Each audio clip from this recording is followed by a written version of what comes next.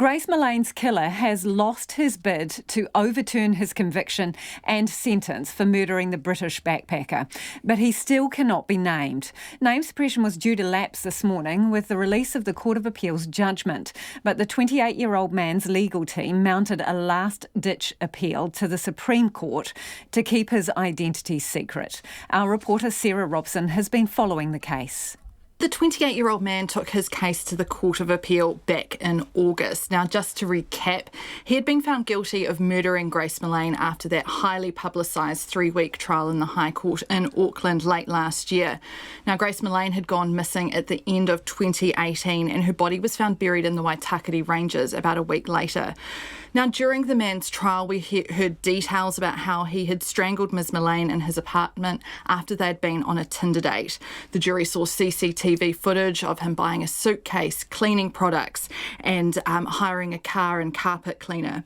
Now, during the trial, the man's lawyers argued that Ms Millane's death was an accident during consensual rough sex, but the jury didn't buy that, returning its guilty verdict. He was sentenced back in February to life imprisonment with 17-year non-parole period. But in the Court of Appeal in August, he argued that he didn't get a fair trial and that sentence was too harsh. Now, in this Court of Appeal decision that was released this morning, they dismissed his appeals against both his conviction and his sentence. So this person has had name suppression and it was due to lapse today. What's gone on there? That's right. So the Court of Appeal confirmed yesterday that name suppression was due to lapse when its judgment was released this morning.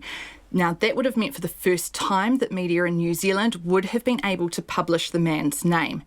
However, this morning, his legal team made a last-ditch bid to the Supreme Court to stop that from happening. And this morning, the Supreme Court has issued a decision that will extend the man's name suppression until further order of the court. OK. Has Grace Millane's family had anything to say today? They've released a statement via the police today saying that they were pleased with the outcome of the Court of Appeal's decision. Once again, they've thanked for the police, they've thanked for the judges involved, as well as the police investigation team headed up by Scott Beard, who of course have spent many hours in communication with the family and offering them support. They also once again thanked the people of New Zealand for their support over the last 2 years since their daughter went missing. And they said that while the focus today would be on the outcome of the Court of Appeal case, they said that their thoughts would always be with their daughter. Sarah Robson reporting there.